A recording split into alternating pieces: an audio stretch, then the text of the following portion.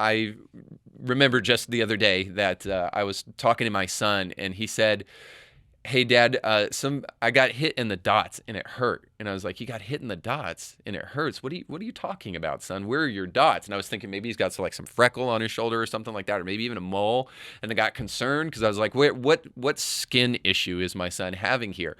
And then I said, "Where are your dots? Point to it for me." And then of course he pointed to what we call in our household his privates. And I just thought that it was very, very interesting. And kids, whenever they talk, whenever they approach you, they're always coming with something interesting that shows you the way in which the world becomes new and refreshing and interesting to kids as they're starting to explore it. And you almost get to see the world in a new way through their eyes as they're exploring it for the first time. Mainly because you can't remember back when you thought what you had between your legs were dots. But anyway, we won't go any further than that. But I think you get the gist. I will tell you, kids bring a lot of difficulty into your life. In fact, I have hundreds, if not thousands, of more difficulties in my life as a result of my kids. But there is only one thing that you need to know that makes it all okay, and it's that they're worth it. All of the difficulty that a child brings into your life, financial and otherwise, is worth it because they're amazing. I, for one, am thankful that Roe v. Wade was overturned this year. It means that there are more children out there who are going to have a shot at actually making it into the world and exploring what their dots actually are and figuring out that for themselves. More and more children are going to have the opportunity to breathe the air in the outside world and experience this life and cause their parents trouble along the way. But again, it's worth it all. And I think it's ironic that the Democrats have just recently come out, Schumer, namely, and acknowledged the fact that we actually have an issue with how many kids we're reproducing on the planet, especially in America. Right now, the replacement rate is around 1.7, and to actually replace, future generations, it needs to be above 2. And so now we've gone underneath that, and Schumer just acknowledged recently that we have an underpopulation issue here in America.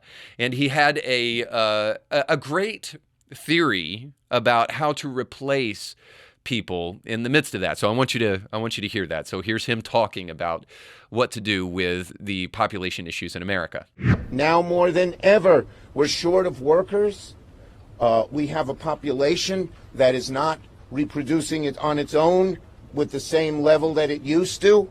The only way we're going to have a great future in America is if we welcome and embrace immigrants, the dreamers, and all of them, because our ultimate goal is to help the dreamers, but get a path to citizenship for all 11 million or however many undocumented there are here.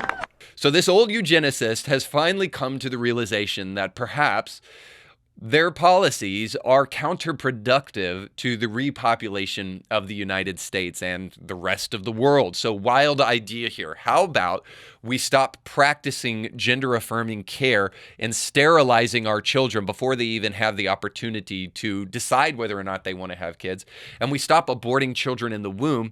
And in a short period of time, since we abort a million babies each year, we'll be able to kind of start making a dent in the population of the United States. Schumer came up with this felonious, by the way, figure of 11 million immigrants have come in, and that we could easily make them citizens. It's probably closer to about 50 million. And the truth is that in a short period of time, in just 11 years, since we abort a million babies each year, we could bring in those people into the United States through the Reproductive Act and not have to do it through immigration. Now, this may sound incredibly cynical, but I caution you to think clearly on this one. Why does the party that clearly is not benevolent because they don't care about whether or not they chop off the working body parts of children or whether or not they break the spinal cords of babies in the womb? So this party that clearly is not interested in benevolence, why do you think they want to import immigrants? Is it because they truly love them or because they're looking for a new voter bloc? So the difficulty that comes through kids and that comes through raising children. Look, I get it, especially if you're have an unexpected pregnancy, especially if you're financially destitute and you don't know how you're going to provide for these children. Look, I get it. I didn't know how I was going to either when I had my kids. Kids are difficult.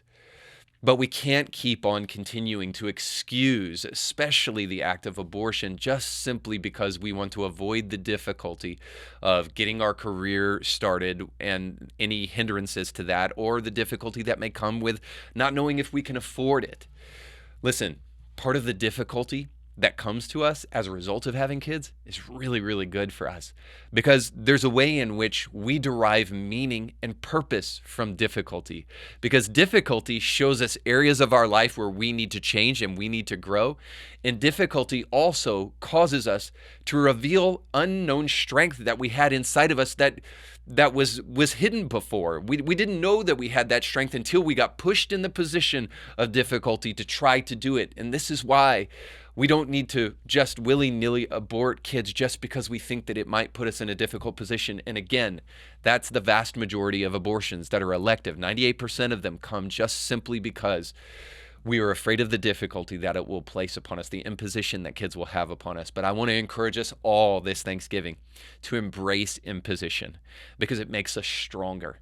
It builds character in each and every one of us. And if we forego the abortive act in the process, it saves the life of a small child. So again, super thankful that Roe v. Wade was overturned. We're not there yet, and we still have more work to do. But if even one baby was saved through it, then that's something to be thankful for. So you just got done watching a small excerpt of a much larger episode. You can find the link to that full episode down below in the description of this video. So you definitely need to check that out, because if you like that clip, you'll like the much larger episode. And while you're at it, don't forget to like, share, and subscribe, and click that little bell to be notified when great new episodes of Indie Thinker come your way. Thanks for watching.